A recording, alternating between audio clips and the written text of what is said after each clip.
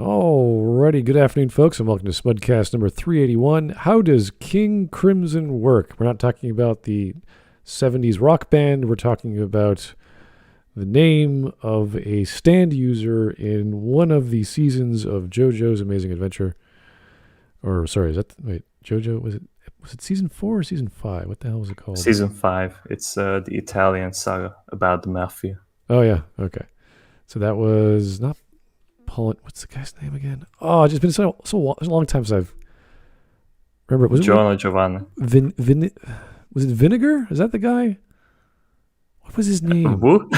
The guy who well, this is the stand. King Crimson is the stand. I know that, but who's it? Like, Diavolo. Who? Diavolo. Okay, all right. Yeah, he was like one of those guys like overpowered. That's why King Crimson is so talked about, I guess, because he can control time. Basically, the guy has two stands because King Crimson is the main one, but he has Epitaph that can predict the future, like what exactly is going to happen. And combining the two is making him incredibly overpowered. Right. Okay. So whenever you have these fantastical abilities, especially in JoJo, it's kind of missing the point. And I know that people want to get to know the limitations of what these guys could do, because if they could just do anything with this time control, then why aren't they, overpowering Dio or other stand users that or have other stands that could do other things only in limited scale? So, like, I know you have to up the game whenever you get to the next chapter of JoJo or the next hero or the next villain. There has to be something unique and weird about them that has to be even more powerful or more clever. But when we're talking about time control and manipulating time, I don't know what you're hoping to find in these discussions and in these analyses, because it's all just fun and crazy stuff and flashy fights. So I don't know. I guess it's fun for the fans to talk about, but I don't think you're going to get anything out of it. Like, you're not going to be like freeze framing on every single time when King Crimson comes on screen, and you can measure, oh, this hand movement does this, or kind of like Galaxy Quest. Remember those aliens watched the Galaxy Quest show or whatever it was called, and they mirrored. I remember that. Yeah, they mirrored the guy's movements of the cockpit, so every time you do this, the ship will do exactly what you do. It's like, oh my God, are you serious? Like, they actually did that to build the ship to make it look like the movement of the actor was moving the ship that way. So it's that kind of level of silliness that we're going to go into, I imagine. So, yeah. Anyway, I just feel like there's really no reason to defend JoJo against these logical flaws, if there are some. Of course there are, but like, the show isn't like taking itself entirely seriously. Exactly. So, that's like the kind of mixture. That's why JoJo is so appealing for so many people. Yeah, it's like not combined silliness mostly. There's no hard science. There's no hard magic system. They talk about Haman in the original, but other than that, they forget about it. I feel like every part has like a different system, because I feel like the first one was just like a general like sunshine kung fu, Right. and then part 2 established it much better, and then part 3 became like with the stands, and I think ever since that they have been rolling with that. Yeah, it reminds me very much of I always talk about American Horror Story, how every season is different, but it's the same idea. They have like some main character trying to save someone or protect something, and there's some mysterious other dude who's trying to friend or foe their way to their heart, and it's the same actors. And in this case with JoJo, it's the same concept or the same lineage of this or that person from a villain or what have you. So it's just another iteration. They're going to do something different, and it's all for fun. And don't worry about the details, because the details don't exactly matter too much. But the concept of stands has stuck around for so long. So that's what they're doing, as opposed to season 1, which was a little different than the rest of the shows. But anyway, you don't think about it because it's not a big deal. So let's get going. This is only a 11-minute video. Shouldn't take too long. Came out, when did it come out? last year, September 2nd, has almost 400,000 views. And it's by a guy named Hamon Beat. So, Oh yeah, the channel is generally like trying to defend like every aspect of these shows, like because there's like a common concept that like the author of JoJo isn't too good at remembering like details from like previous parts, but like they are like legitimate concerns, but like he tries to find reason in every single one of them. And I believe like he made a video specifically about fate and of inside the JoJo universe, like the fate of like how it works at all. But it's too much. yeah, I mean, the way that you would... I can't remember exactly how this character was killed off or the stand was overpowered. It's like over-the-top stuff to do that, and then you get another over-the-top guy. That's all JoJo is. You get the really tough guy, and then the next really tough guy, or the next really clever guy, and they have a different stand. I believe like he died. Like he doesn't die. Like, his fate is that he is infinite amounts. He dies in every single way possible, and he's in an infinite loop forever. That's his punishment. So he's going to die like every 10 seconds, I believe, and he's teleported to like some other place. Oh God. Anyway, let's get on with it. This is gonna be weird, as you'd expect. Let's go. 시작day, hop on the beat.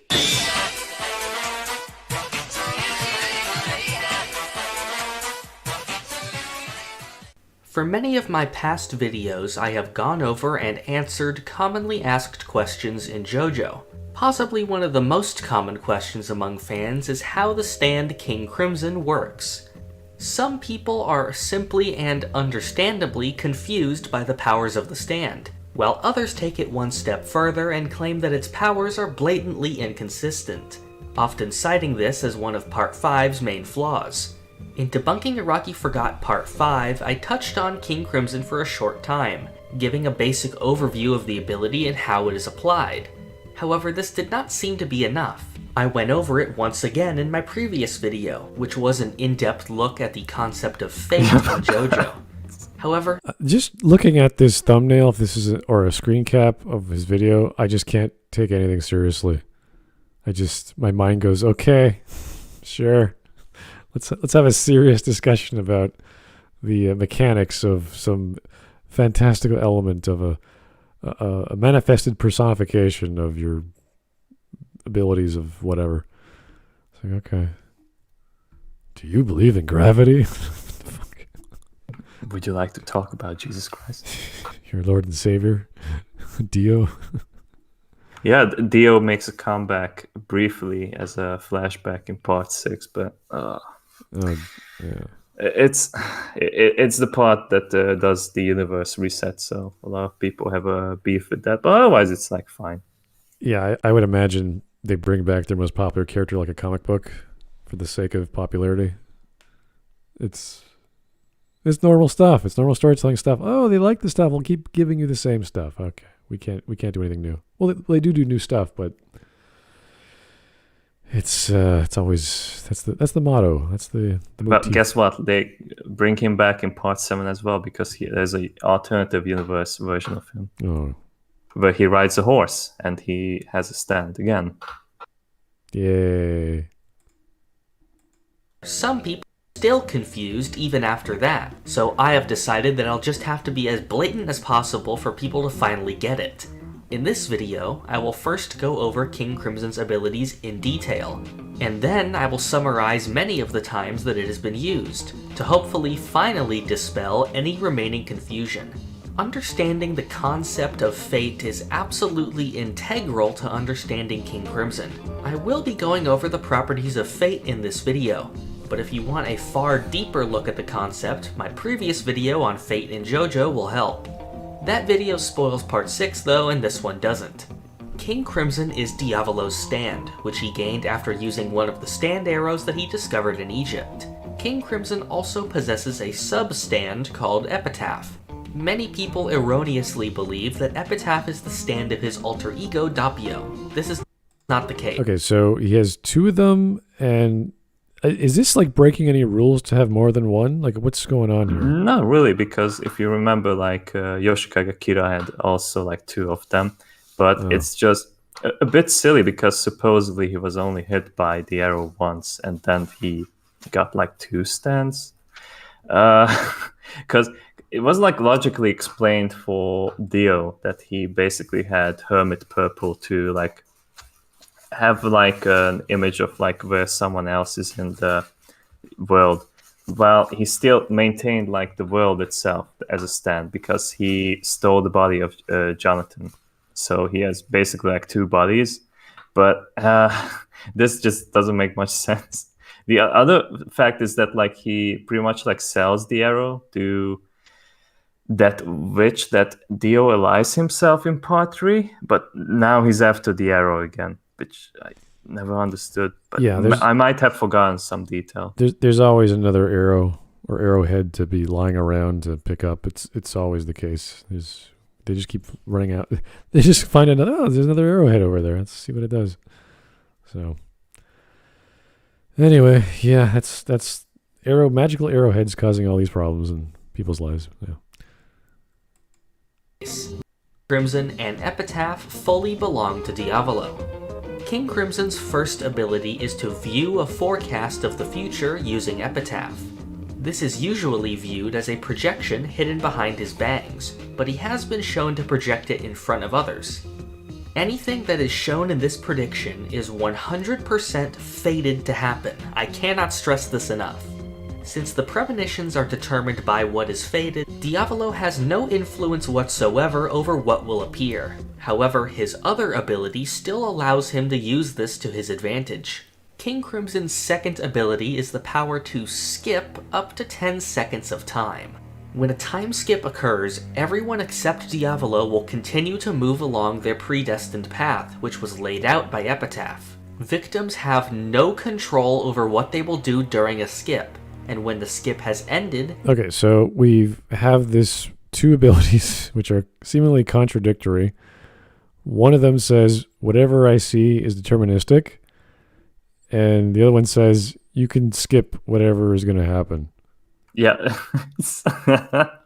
This is where the problem starts, because like all the other villains before this in JoJo were like very simple, like bare bones. Like I would say like the later the part, the more complex it gets, but this is just like a huge jump over like what we had before, because like it was like very simple. Although I kind of question like how Kira's stand worked in part 4, because basically like it never explained. I had like a discussion about this today, but like it never explained like what is the limit of his ability. Like how big is the area that he can turn into a bomb? Like can he turn an entire city into a bomb? Yeah, it's kind of interesting to have characters who are so mostly physically focused or fight focused, but their ability is to like jump to another dimension and like do other things. Like it's kind of like, okay, I mean that's could help in a fight. And then you have these guys who could turn stuff into bombs. It's like, okay, it's a little strange. So these sorts of abilities and powers are the same problem you get with superheroes, but because they're related to the persona of the character, there's a bit more attachment. But there's no real like there's nothing that I could ground in reality enough. Like that's why we like X-Men to a degree, because it's all based on genetics. There's the X factor and it affects everyone differently. And then from there, it's all kind of weird, magical space-time manipulation, or mostly spatial, like turning into a solid or a liquid with like Mondo from the X-Men to Jean Grey being a telekinetic or telepathic. So there's all sorts of understood basic things that, you know, the power levels are when we go crazy. With JoJo, we don't know the extent too much, aside from like time, because time will say, okay, Dio can stop time for 6 seconds.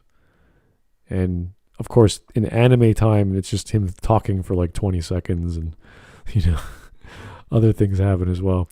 So there is a little bit of creative freedom with these rules, but once you set the rule, you kind of have to stick with it. So when you have this guy who can see the future and then change the future, it's like, I don't understand. Anyway. They will not remember anything that happened during it. Diavolo behaves differently from others during a skip. During a skip, Diavolo is free to move wherever he pleases. This allows him to bypass anything that may have been fated to happen to him in Epitaph's prediction. During a skip, Diavolo cannot interact with anything, and is in a semi-ethereal state. If he touches anything during a skip, he'll simply phase through it, and the fated path of whatever he tried to touch will ignore him and remain exactly the same. The upside of this is that he is immune from any form of physical attack during a skip. The downside is that he cannot harm anyone until after a skip ends. Because of this, we often see Diavolo repositioning himself behind enemies, and launching an attack just before the skip ends so that it will impact the enemy at the first possible second before they're even aware that a skip has happened. The most overlooked part of this ability is what happens to Diavolo's original fated actions. Just like all people and objects in the universe, Diavolo follows a fixed path of fate. So of course, if Diavolo were to view a prediction of the future, he would see what he would be doing in those next 10 seconds. That brings up the question of what happens during a skip. If Diavolo were to view a prediction in which he picks up and throws a rock, and then he skips time, what happens? Diavolo can move freely, and since he can't interact, he could not possibly throw the rock. However, the path the rock takes of being lifted up and thrown was part of that fated prediction. Even though it was originally caused by Diavolo's actions which don't technically exist anymore, it would still occur, since the fate of the rock and everything else cannot be changed. Okay, so he's pretty much saying all the matter in the universe is going to follow a fixed path, even though he's physically not there, which is trying to have your cake and eat it too. It's like, okay, I have this ability that shows me the exact future that's deterministic, okay? And then you have this ability where you could say, well, you could change your position in space and time, but nothing else, because you can't interact with stuff. And you're like, okay, that's it? That's all you can do? You can just move out of the way of like a bullet or something along those lines. But it's specific to cutting time out. So it's as if those 2 seconds never happened or whatever the case may be. Yeah, but basically. Which would then preclude that causation doesn't happen, or there's nothing causing the effect of the rock moving, and yet the rock is still moving, which doesn't make any sense. That's one of the many problems with this kind of fantasy element. It's, if it was actual determinism, then it would be actual, like he'll see exactly what's going to happen. And because it's like a not like a spider sense, but it's the same idea as like, oh, something bad's about to happen, you can avoid it yourself, but the rest of the world will keep going on, and it makes no sense. And that's where we go, wait a second, how'd that rock move? There's no answer. It just does. I guess like it's like relevant to like that fight that Bucciarati had with King Crimson, but I think it shows that like he managed to like injure the stand, but then it turns out that like it got deleted, and then they just continue, and like he pretty much almost defeats Bucciarati, but then he somehow escapes. Yeah, this is kind of things don't quite make sense. So when your heroes and villains are able to just avoid death or come back from death or make it look like they died, you really begin to go, okay, I can't understand the stakes anymore because I don't know what's really going to happen with any definitive result. You're just going to be like, what? Can they do that? I guess so. So it's really no longer an issue of, is this technically possible? It's like, is it fun to watch the way it's set up? And it is. It's silly. It's over the top. But JoJo has always been that way. So this is why I see analyses like this as kind of ridiculous and pointless, because the show is not about being limited and keeping things grounded. It's about being flamboyant and over the top and fun. Yeah, well, I feel like this is just like feeling like the need of like the people who want to understand the lore of JoJo. Yeah, it is like less focus on that. It's instead like the fun factor. That's why people watch the show. Uh, yeah, really like it's. I guess like it has a viewership because like it has over 400,000 views. So like he knows what his audience demands. So. I guess. I mean, yeah, it's kind of like talking about the science fiction of Star Trek, which is hard, Yeah. which is hard science, and like what is a tachyon field, and what is a coolant leak. What are all these weird things that are mentioned a lot on Star Trek, and it's kind of like tachyon particles are just the go-to whenever there's a problem or a phenomenon. Oh god! Like every time, like Jordy has the tech, mumble jumble. He's going to talk about tachyon beams. Yeah, it's kind of like, oh, we just use this thing, and we got some neutrinos coming out of nowhere. Like, what? Oh, wormhole. Oh, wormhole. Gotcha. Okay. So, yeah, I wish even Star Trek was a bit more technical, just because there's plenty of science out there from astrophysicists and particle physicists to talk about. Oh yeah, but I think I remember that I believe it was Spock's actor having like a talk that like Star Trek writers did tend to like follow the current science at the time, but of course like that isn't so relevant for modern Star Treks anymore. Oh yeah, for old Star Trek that was never the focus. That was nice to have, but when you get to the next generation where we actually have a bit more understanding of science, and we're talking about fusion generators and warp fields and the lithium crystal matrices and all kinds of things. It's like, okay, amp it up, do some more, because the whole idea of the next generation is more of the same. So you have to provide more details. And yeah, but I think like Leonard Nimoy was actually talking about TNG in that video. Like he said, like yes, like some of the science that they used in TOS is dated, but they try to keep up with what science is now. So they try to update their use of science. I like the Spartan look of like the computer consoles on every room. Like it's smaller than my laptop, and by that time we already had small computers. At least in the 90s we did, and it's like, okay, it's a military ship, that's fine, but like the tricorders and the medical tricorders, I was like, what the hell is that thing? How do you read that thing? Like where's the information coming? Like what do you actually like, is it the frequency of the spectrum of elements? Is it a mass spectrometer with little like numbers saying this is the actual atomic mass of a thing? It's stuff like that. It just annoys me because they could have easily have put a little screen like they did on the old one, like the old tricorder in TOS. Yes. I'm like, that's all you need. It's a little screen. We don't have to see the screen as long as there's a screen, and you can just guess what it's popping up with, and that's fine. But instead, it's just a bunch of lights. That's not good. Anyway, JoJo.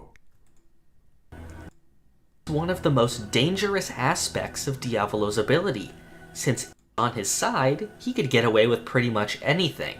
Some people ask how it would be possible for the rock to move on its own. The explanation for this requires one to have an understanding of how fate operates in JoJo. I have made a detailed video looking at this concept, but the basic idea is that fate itself is actually a gravitational pull that moves people and things along a predestined path. Okay. Fate itself lifts the rock because that is the dumbest. Like, that is really dumb to argue. Is it great? This just reminds me of my logics and Turing automatons that we were studying in the university. You're trying to tell me the movement of objects or particles or anything is now suddenly based on gravity, which comes out of nowhere? How do you move things with gravity? I don't understand. I guess the plot of JoJo gravitates towards the rock. A rocky. Why not just call it energy?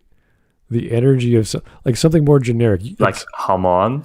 Well, something. You can't just say gravity and we're like, wait a second, we know what gravity can do. That's not how gravity works. It's a very, very, very weak force in the universe. Also, like the explanation comes in part 6. Like, come on.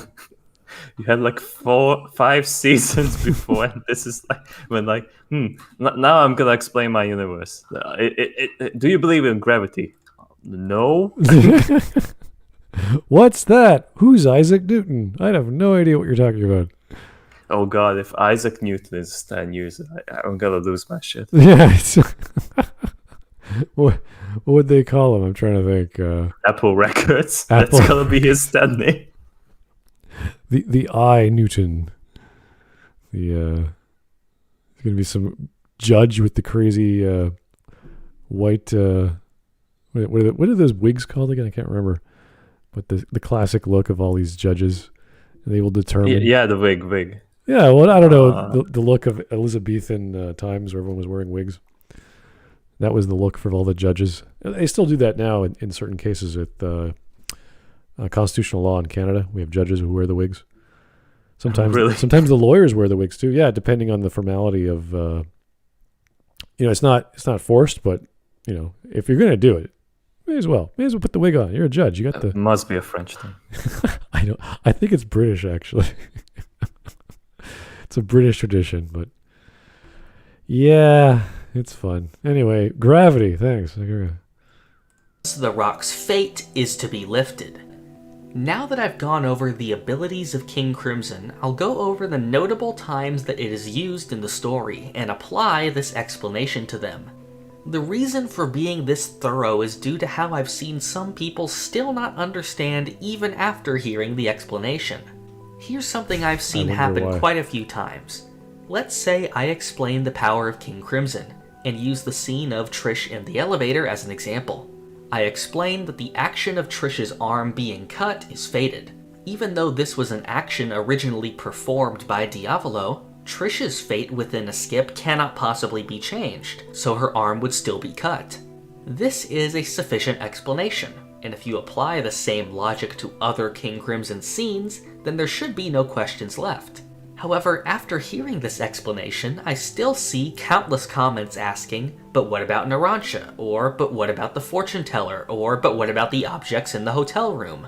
Despite these situations being the exact same thing as the Trish scene. The problem with like the hotel room cleaning is that like pretty much like the maid comes in to see Diavolo is still like in the computer, and I think like it's like a really messy room with all the evidence around himself, and like he could be exposed pretty easily. And then the next scene you see that like the entire room is clean, and it's just like it questions like how far does his ability goes, because like if he's supposedly only able to like delete like 5 or 10 seconds, that's just not enough to clean that fucking room. Like put back everything where it was. Like no way. Like maybe if you're Dio, but you're like a half vampire, half a stand user, so that's just ridiculous. And the other thing is like, yes, the Narancia being dead was the problem with that, is that like I believe it didn't make any sound in the anime. That was the part that I think I have read in the manga as well, but it was just really weird because like they don't know all of a sudden like what happened. They noticed that like time was skipped, but skipped like a cut, but like whatever. And they noticed the body of Giorno, right, which was Narancia at the time, but like it's just weird. Yeah, he was actually cutting into other dimensions with other possibilities, things would make a lot more sense as opposed to that's the plot of part 7. Yeah. It's like, oh yeah, that would make way more sense. Let's write an entire anime about that. It does. Like just briefly, but like the villain in that one is like the president of the United States, and what he has is that his stand can interact with parallel universes, and he can walk from one universe to the other, which are like almost exactly the same as the previous one, except like very minor differences. that is like, I believe it's like much easier to understand concept than King Crimson for like the average viewer. Yeah, no, the concept of using an established form of, like, we're talking about a scientific principle that's pretty well known. And to say that gravity is causing objects to move where there's no force exerted on them, like kinetic energy, doesn't make a lick of sense. Like, it just does not compute at all. And you could have said like all kinds of things about other dimensions or superimposing the film between dimensions. If you want to go really technical about all these P branes and all these other S branes and all these other layers of dimensions that they could talk about. He could have gone to string theory. He could have gone to all kinds of things. But gravity is still a theory that's just kind of theoretical. We have no idea how it works. Like, yeah, actually we do. Anyway. Especially the context of that scene is that like Dio is asking that from a priest. Oh, this is, to get technical with JoJo is not a good idea, let's just say. Can you imagine the detail or magic world of Berserk and how oh no, like the witch does all her stuff and how the armor works magically? That's what got me sour about Berserk, because like that's like an infinite loop of possibilities, because basically the witch can like support gods forever, it seems. So far, it's very likely. Yeah, it comes down to every not every episode, but every plot is like, okay, Guts is going to do something. He gets hurt, and he's about to go crazy, and the witch comes in, calms him down, saves him for a bit. It happened like 3 times, I believe. Yeah, it's like, if now the story is just Guts and the witch with his crazy armor trying to find Cheska's soul, and it's like, okay. But they did find it, but eventually, yeah. She did return, but oh god, it got even more sour. Yeah. So anyway, the technical aspects of JoJo. Here we go. Just victim of the attack swapped out. So I have come to the conclusion that it is impossible to just give one example, and that it is now necessary to go over all of them. The first use of King Crimson was during the elevator scene. Trish's arm is severed and she ends up down the elevator shaft with Diavolo. Diavolo's original fated path would have been to enter the elevator, cut off Trish's hand, and carry her away. By skipping time, Diavolo no longer has to do any of these actions, and avoids having his face revealed to Trish or Bucciarati. Trish's fate of her arm being severed and her moving down the elevator shaft remains the same, since only the fate of Diavolo can be changed. The next notable scene is when Diavolo is inside of his hotel room and skips time to avoid being seen by the maid. Yeah. The original fated path would have been for Diavolo to pick up all of his stuff and go out the window. However, he still would have been seen by the maid. So by skipping time, the maid remembers none of what happened. The original fated path of the objects moving out the window remains the same. Next is the fortune teller. The original fated path is for Diavolo to cut off the fortune teller's arm. He skips time, and the fortune teller's fate of his arm being removed remains the same. What I'm now hoping you see is that these are essentially just the same situation. You can just take the logic of King Crimson's ability from one and apply it to the other. Well, okay, concept-wise, yes, but like logically, it just doesn't make sense. Like,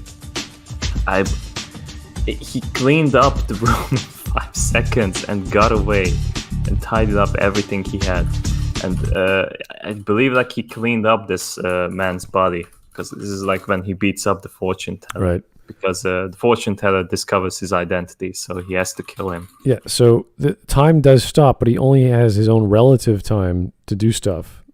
And he can't interact. I'm quite sure he can't interact. Is that the rule with the physical world? Yes, he cannot. Basically, he has like deterministically that he has done something, and he can't change that.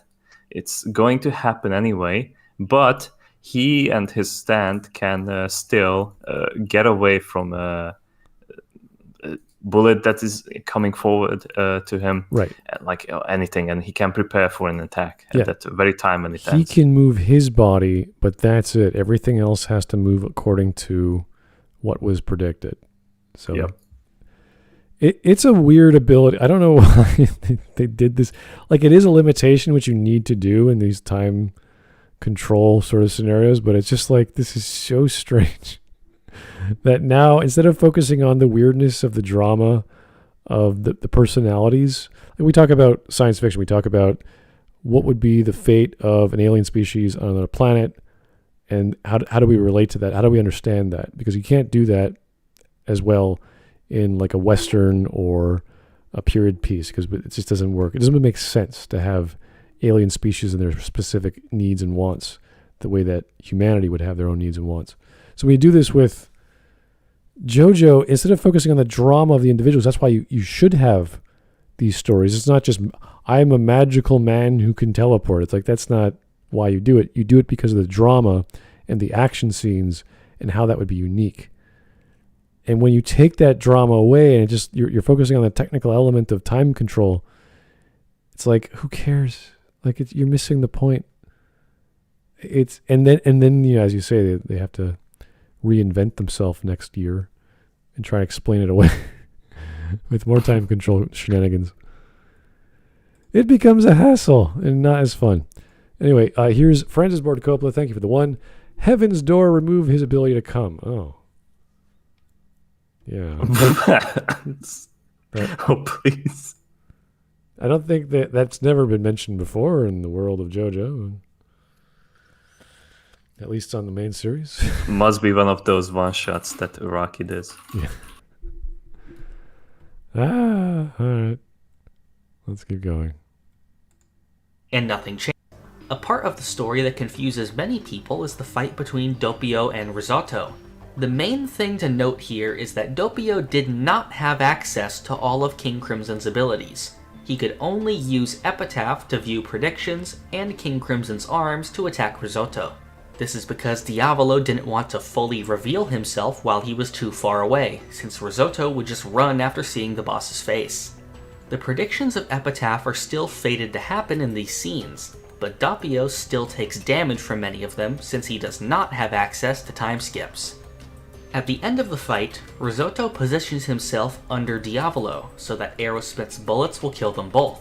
To avoid this, Diavolo uses King Crimson to skip half a second of time. Since he cannot interact with objects during skipped time, Aerosmith's bullets phase through him. The skip ends, and the bullets continue their fated path of hitting Risotto. Just as an example, if Diavolo had done a full time skip during this scene, which included the moment when the bullets hit Risotto, Risotto would still be hit by the bullets. During the fight at the Colosseum, Narancia ends up being killed by King Crimson. This is probably the most often discussed scene in this argument. The originally fated path would have been for King Crimson to break the metal bars, lift Narancia up, and impale him.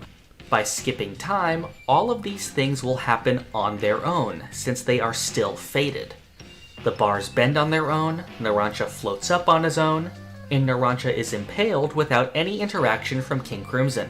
Because of this, King Crimson remains hidden, so it is not revealed to anyone whose body he is inhabiting. King Crimson's final prediction is that he would have defeated Giorno, and that is what would have happened if it were not for Gold Experience Requiem. GER's ability transcends fate, overriding this before it could ever happen. Hopefully with this video... Yeah, but how does that affect anything? If fate only manipulates gravity or whatever the hell the force is causing it, why is it suddenly stronger than what it predicts will happen? This is where we get a little lost. Because the scene is really fun. It's fun to watch that scene when Requiem goes and Crimson's like, what the heck is going on? Not Crimson. Diavolo doesn't know what's going on, and I think that's the point. Like, you want to have these scenes of surprise and turnabout, as opposed to, hey, what does Gold Requiem do here in this particular case to counteract the forces of gravity? It's like, not really. That's not the drama. That's not the concern or the focus of the narrative at that point. So it's a fun scene, and it's over the top, and it's entertaining with the music and the poses and the crazy effects. I think that's the focus. It's a little bit goofier version of Transformers, let's just say. Let's think of it like that. Instead of explosions, it's poses. It's moving slowly with the camera and dodging bullets and whatever other abilities you're dodging and manipulating. It's over-the-top weirdness. That is the focus. So I don't know why I don't know why he's trying to, because if other elements of the show are superseding elements which should make sense, it's like, oh, yeah, that's what we're watching. We shouldn't have to think about this. And he's trying to explain it. I'm like, it's not consistent. It's too over the top. I wonder if he has a video about how Joseph shot that Coke glass balls cap at the police officer. It's probably like 10 minutes long as well. Oh. These are little I would even go say this is nitpicking, because you're not going to get a conclusion. You're not going to get a straight answer. It's not designed for it. Anyway. Yes. I have fully managed to dispel the confusion surrounding King Crimson. No. Well, he's very sure of himself. You just showed a bunch of scenes, and I'm like, what? What's going on? And then he explains that Giorno comes in and just changes and controls fate. You're like, how? Why? It's a whole other problem. What does Requiem do exactly? Maybe we'll make another video on that. I don't know. He probably already has. My previous video was covering the often misunderstood system of fate in JoJo, and the one before that completely debunked the idea of the walleyes being forgotten in Part 8. By the way, I was right. This video fits a similar role, taking an often misunderstood JoJo concept and focusing on it for the length of a full video, rather than just touching on it in one segment. If there's another idea in JoJo that you think needs this kind of treatment, comment it down below. If you want to receive updates on new videos or ask questions, join the Common Beat Discord, and finally subscribe to the channel for future videos. Campbell's Chicken Noodle Soup. Yay! No more crazy weird. Cut off the name of the last Patreon. All right. Well, yeah, that was gonna pretty much be expected. Just a bunch of this happens in this scene. That's why it couldn't be that. You're like, yep, okay. How does it work? No idea. How does he have enough time to interact with the environment within the time frame? I don't know. He's just moving his body out of the way of stuff. This could have been all just go to the wiki and read the article on the user. Yeah. Or on the stand. That's it. Just go there. And maybe it might have a clip or a scene to like episode 4 of season 5, and you're like, yeah, this one. This happens here and there. This is goofy. It's just, how does the Sword of Omens work in Thundercats? I have no idea. I don't think it matters. I think kind of like problem with Araki's writing is that like he has like a lot of ideas that he just introduces and then he swaps it out for some other thing, which is like might be satisfying in most cases. That's kind of like why his series is so successful. It's just being left in the air. Like you don't really like get like why did that happen. Scenes like on top of my head, I believe like the part 4 when Josuke is a kid, and I think like the mother is taking Josuke to the hospital because he has a fever, because he just got his stand ability and he just can't fight it. So they get stuck in the snow, and somebody who looks exactly like Josuke pushes the car to help the mother to get out of the snow. And a lot of people theorize that that's just Josuke time traveling back to save himself. But Araki never touched on that thing ever again. So it's left in the nowhere. I believe like in part 5, there's the daughter character for Diavolo, Trish. Yeah, Trish. And the stand makes like a really big footprint that never comes up again. It's just, he begins something, but like he swaps them out for something satisfying at least. Was that the result of Trish's stand power, or that was just yes? When Trish discovers, kind of like getting like to used to her powers, right? Like, and it just like there's a footprint that's like of a dinosaur, and it's never used again because like the stand doesn't even look like a dinosaur. So. I think what was her ability again? She could touch things and they melt? I can't remember. What the hell was it? Yes, they become like rubbery. They become like a different material altogether. Oh, okay. Yeah, no, I didn't pay too much attention to Trish. Yeah, nobody did. It's like, what? That's like a part about her that I think like she used her stand once or maybe twice, and that's it. Yeah, that's JoJo. They will have female characters, but they're not too prevalent. They're not too... Well, there's some, but they're not that involved. It's always mostly guys doing crazy guy stuff. Yeah, but part 6 is going to be an exception because like lead is she's in jail. Yeah. But probably like my beef is that like sometimes it just doesn't make sense for the story.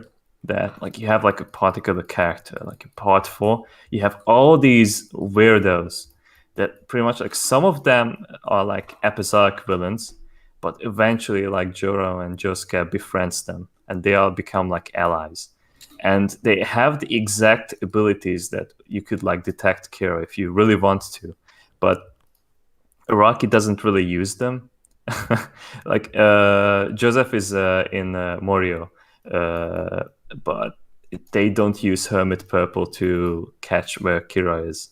Or there's some guy who can recognize the smell of anyone in Morio, and they don't use that ability at all. So it's just like, of course, like you would have the series ending, but right away it's just like it doesn't make any sense that you have someone who could be of use and you just decide to just ignore it entirely. I would say that that's the kind of a problem with JoJo, but these explanations of how ability works is like less important. Yeah, it's not about these things. It's about the fun and wild, crazy scenes. It's about sending a god to space by a volcano. How do you stop a villain who's seemingly indestructible and adaptable? You launch him into space, of course.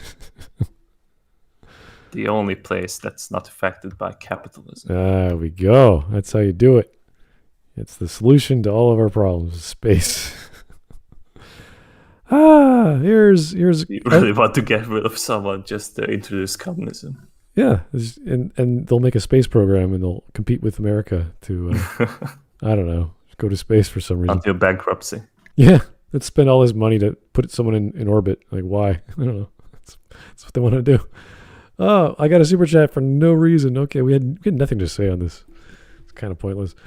Crumb, thank you for the $9.99. Hey, Smud, what's are your favorite stands in JoJo? Mine is Underworld, the stand that literally digs to uncover memories within the earth. Do I have a favorite? They're all pretty weird. Even Bruno's is kind of like Bruno. I would say is weird enough, but not too over the top.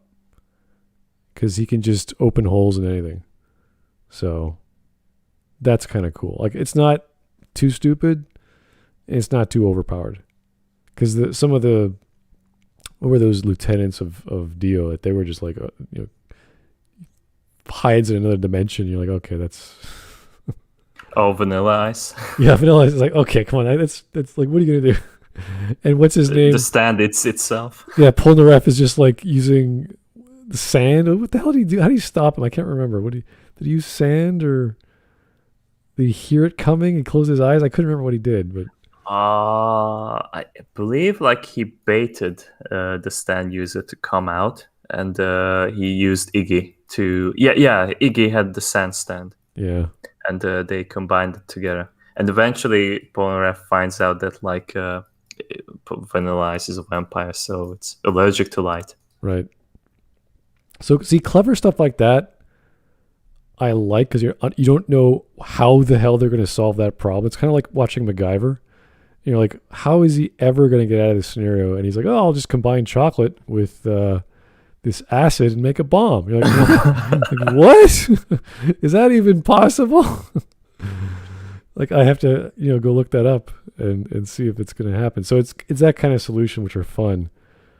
But I would just say, to keep it simple, because everything else is over the top, I think Bruno's is fine for fighting. I don't know. What is I think like Bruno actually did much more as a character than the main character of that part. I feel like he had like way more of like the main character decisions to make. Yeah, it's just like Giorno. Yeah, that's the thing. Like, they do that sometimes with their side characters or their secondary characters, and they're just like more involved with the plot than the JoJos are. Or the It pretty much like survived until like the second last episode, I believe. He just kept dying and he was brought back. Yeah, I think Polnareff became the focus of the. Was it season 3 or season 4? Polnareff, he pretty much like survived part 3, but like when he came back in part 5, he was crippled already by Diavolo. Yeah. But he survives as a turtle. Yeah, it's weird stuff like that, and yeah, the writer is just trying to have fun. I'm really coming to the conclusion that there is no real plot line, because if you have secondary characters take over the main plot for whatever reason, the focus is not storytelling. The focus is having fun, and yes, they do resolve the story. There is conclusions, which are fine. But the way they get there is just random. And I think that's fine. Again, the story is supposed to be weird. And if you want to break the rules, then all my criticisms and all my understanding of stories is like, yeah, go for it. There's no point. Have a good time. So long as it's entertaining and people love it because it's so flashy and fun, that's what I think is the point. And to go into this, 20 questions, well, if this happens and that would happen, like, it's just not useful for that conclusion. Nor do I think it's useful to actually coming to anything hard fantasy or hard reasoning, hard magic for how this all works.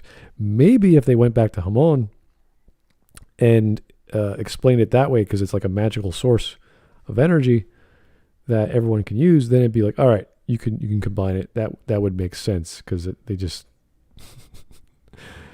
forgot that entire process of training. They did go back to that in part 7, because they pretty much, well, not entirely, but like they make like a new version of Hamon, but it's based on the golden not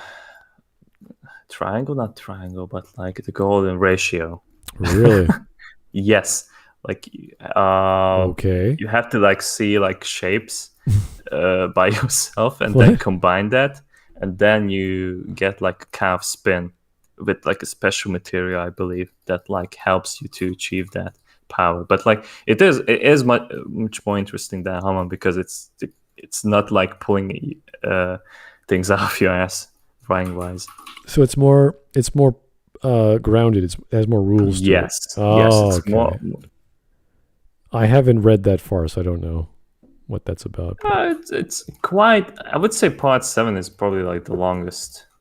Maybe like part 8 is that, but it's. I would say like overall is like the best written JoJo. Oh, that's good. It's quite good. Because Stone Ocean's coming out on where is it? Was it Netflix? Is that the latest one? Yeah, Netflix is going to have it more earlier than Japan. Wow, weird stuff. I believe by a month. Oh, that's no big deal. Okay, but still, to have it exclusive to Netflix for 1 month is like, what the hell? Weird stuff. But I don't know. Well, I think like JoJo is Warner Bros. Like distribution wise. Really? Wow, I didn't know that. That's a very strange purchase from or licensing agreement with Warner Brothers. I mean, like, it's a pretty good deal. I mean, like, people are really interested about JoJo, so it's gonna sell like hotcakes. That is true, and I'm glad it is. I'm glad it exists because there are weirder and stranger animes out there that never got widespread appeal, and it's good that it's crazy enough. But there are rules, but the rules aren't as hard as they could be, unfortunately. I'm willing to bet that it's going to have a higher rating than the Cowboy Bebop adaptation. Really? Because like it's JoJo. It's other anime. thing is that like it's anime.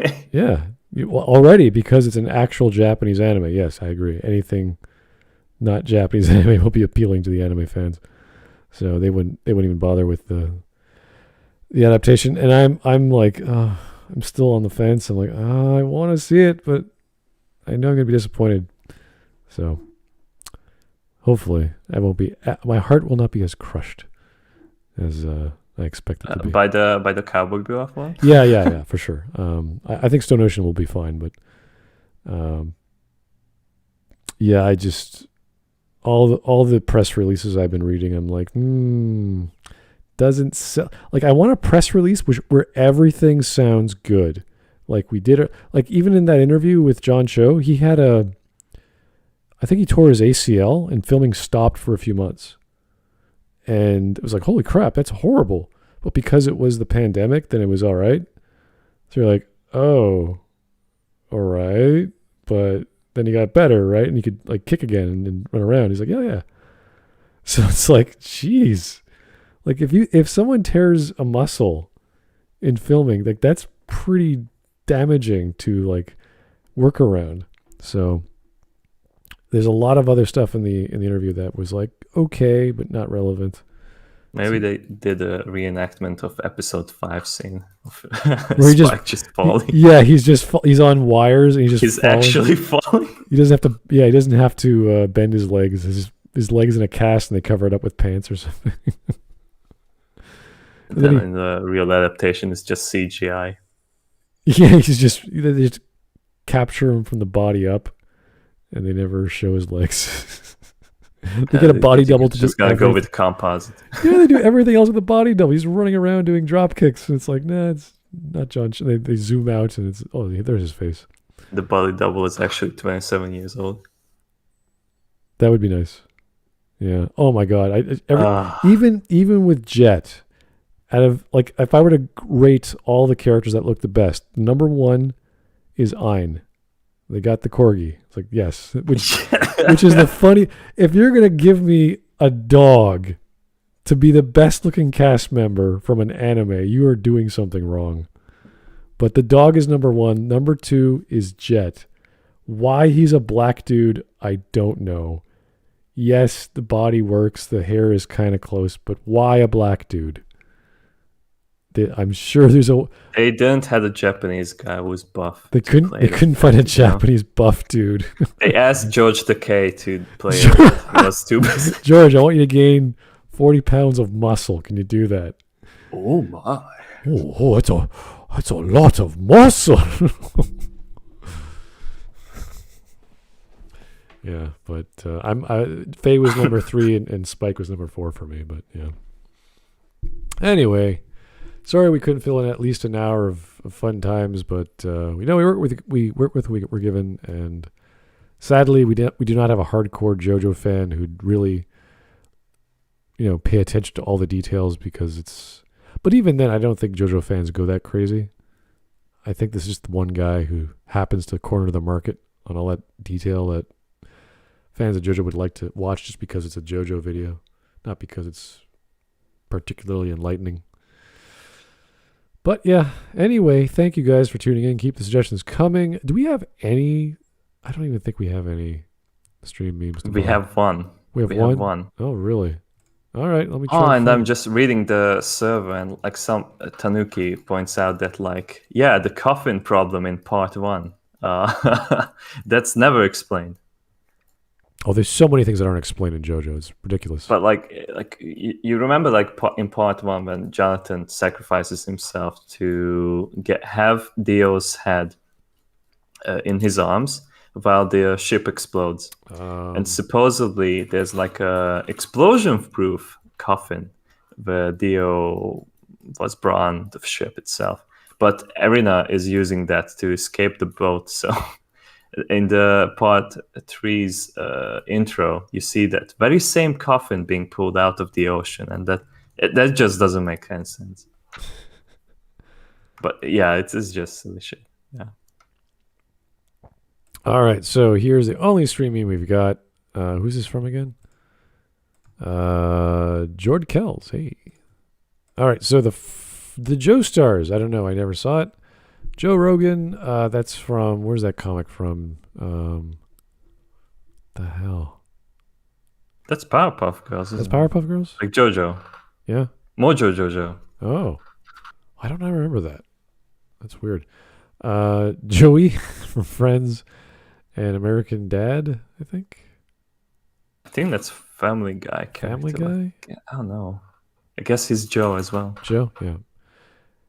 Well, that's it. Yeah, I don't know what else to say about that, but thanks for popping in. Without you, we probably wouldn't have had it. But thanks, Mark. It's always nice to have a fan of a thing, to talk about a thing. I'm a very loose watcher of JoJo. I've read some of the manga because I like reading manga a lot. But yeah, definitely. Watching JoJo is an experience. I feel like the animation uplifts much of JoJo. Like it probably helps a lot that like the original creator is supervisor for how the anime is adapted, but still, it's just adds so much that it's animated and it has like a really good soundtrack. Yeah, they actually use the frames from, not all the frames, but they use the frames, the stills from the manga, and they connect. Pretty much like a storyboard, yeah. Yeah, it's great. I think that's the right way to do it, because when we watch a lot of these animes, they sort of just say, okay, the production studio is going to do its own thing, and whoever's the keyframer either doesn't pay attention or isn't the same mangaka. It's just some guy who's going to do his own thing, and they might be inspired here and there with one scene, but other than that, it's all up to the studio and the keyframer doing their thing. But yeah, JoJo's great that way. It does a lot of cool things. The music really works. The color palette's nuts.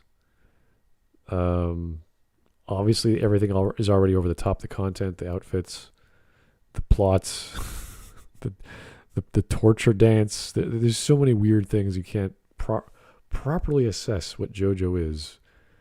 So I'm glad it exists. Thank you, Japan. But not exactly my cup of tea, let's just say. Anyway, thanks, guys. Have yourself a great day. I'm going to go back to playing some Pathfinder and just taking it easy. Don't even need a drink. I'm just so relaxed right now that I just don't need whiskey. Everything's great. No headaches. I'm not tired. Weather's just temperate. It's around 20 degrees. So, yeah. Anyway, have yourself a great evening. Take it easy. Bye-bye.